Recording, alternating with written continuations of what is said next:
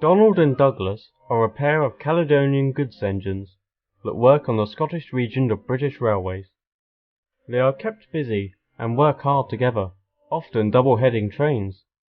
Although they were friendly, the other engines were wise to not get on their bad sides, as they would give rather horrific threats if anyone did.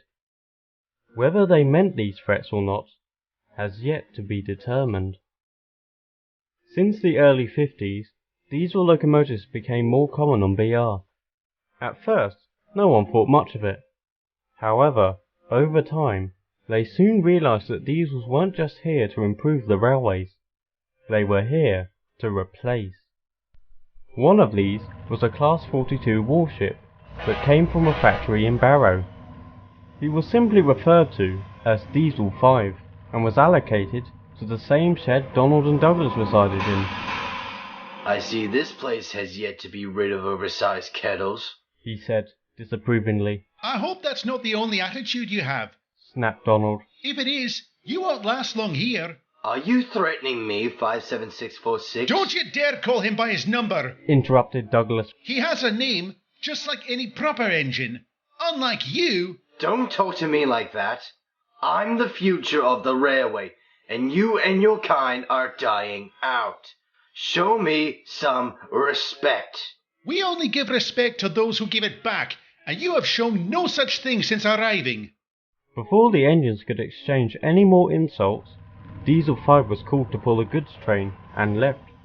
The twins were furious. Who does that shoebox on wheels think he is? What should we do? Pondered Douglas. I'm not sure. He's only given words so far. But if he does something to us, or anyone else, then we'll think of something.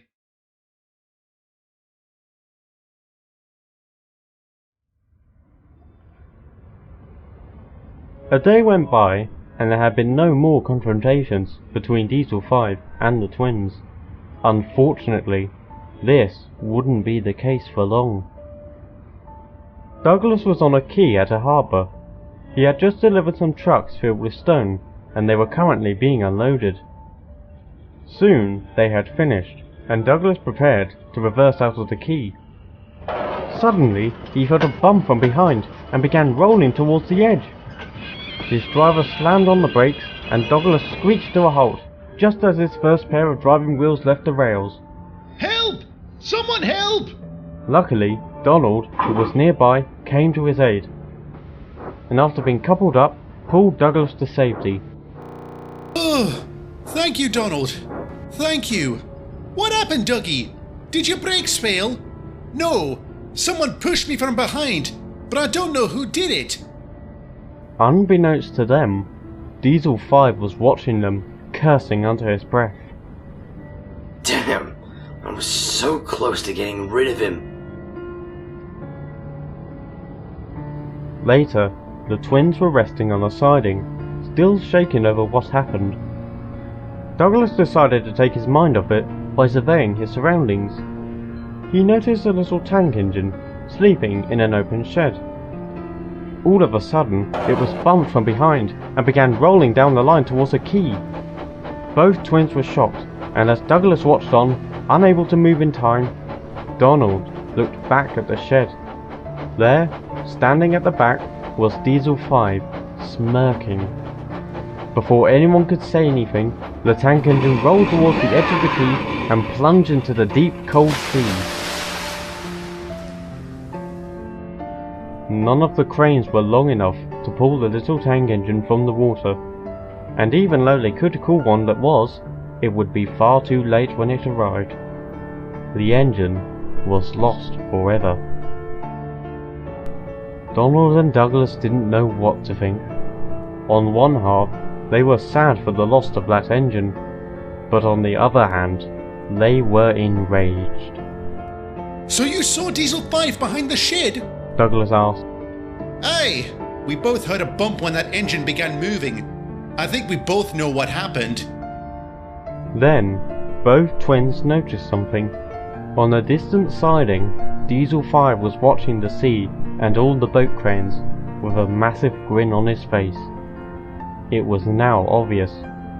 He had killed that poor little tank engine, and earlier he tried to do the same to Douglas. For the Caledonian Twins, that was the final straw.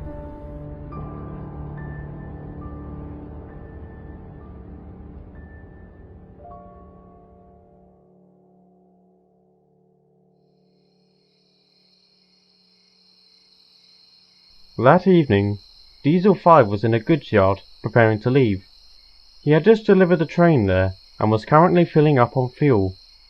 When he finished, his driver entered the cab, and they were on their way.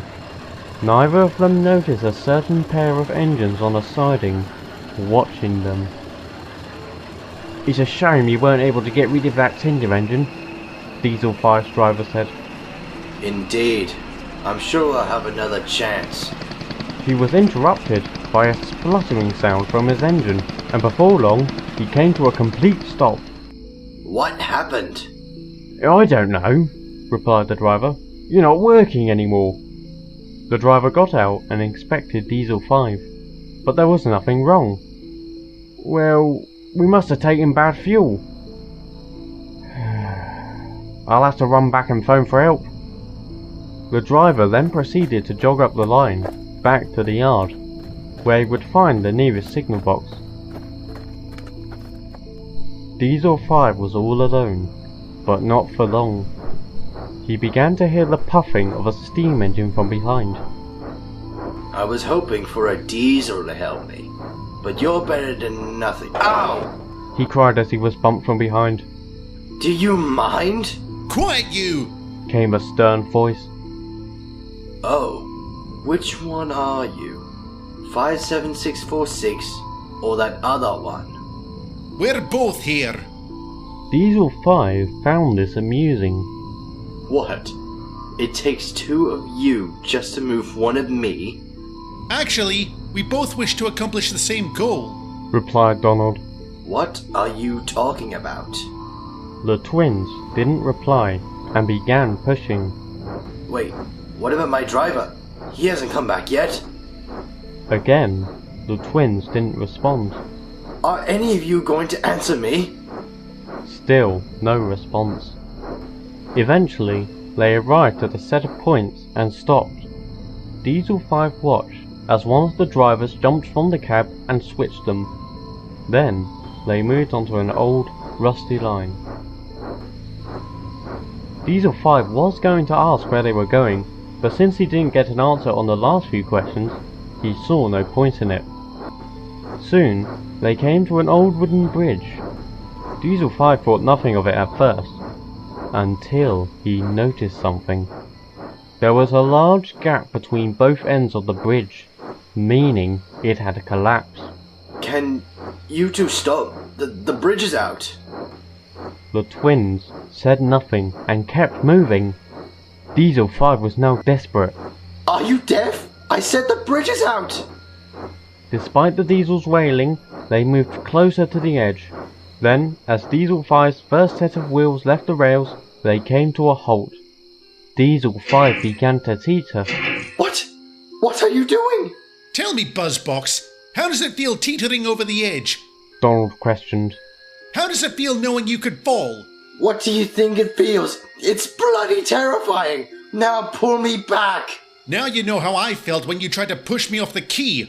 Not to mention that tank engine you sent flying into the bloody sea. Diesel 5's mouth dropped. How did you know?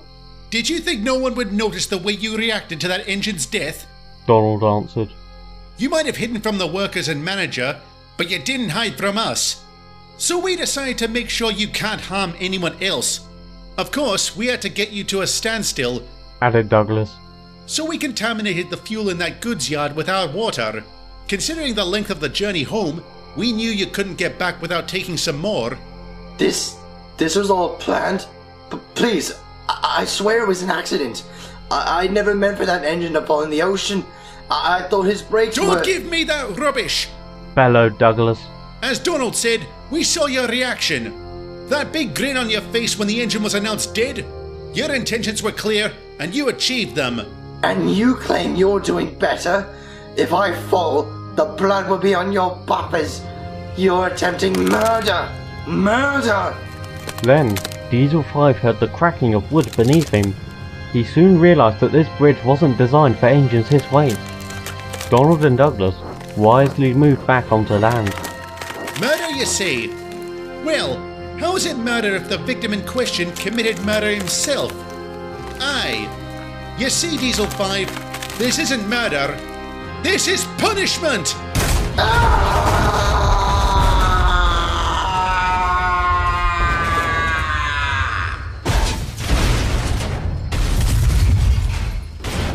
A loud, horrific scream was the last sound Diesel 5 made, as the bridge fell to pieces and he plunged into the rocks below.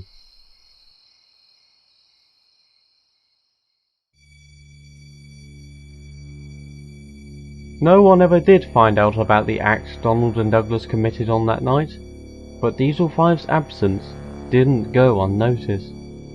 His remains were eventually discovered by a breakdown gang, all of which were taken to crew for scrap.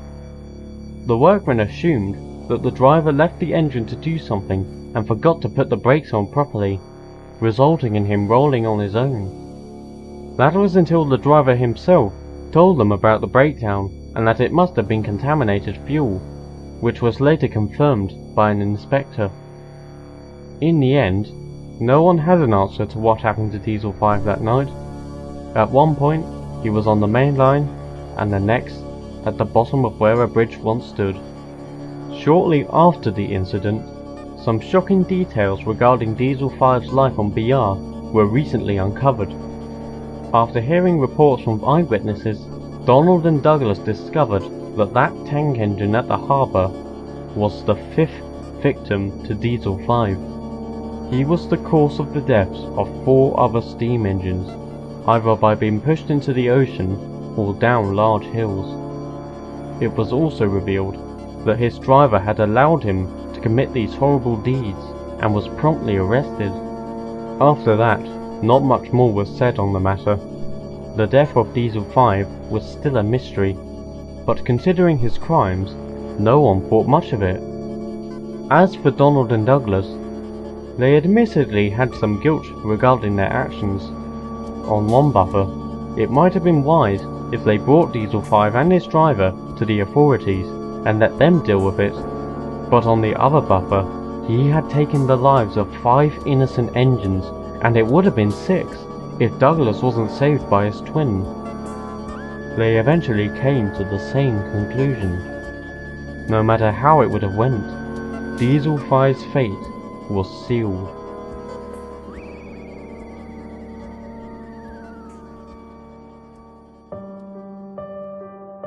Donald and Douglas remain hard-working to this day, and often work together. Despite their stern attitudes, they do show themselves as good-hearted and are friends to many. However, some engines are quick to warn others. If you ever encounter a pair of Caledonian twins known as Donald and Douglas, whatever you do, do not piss them off.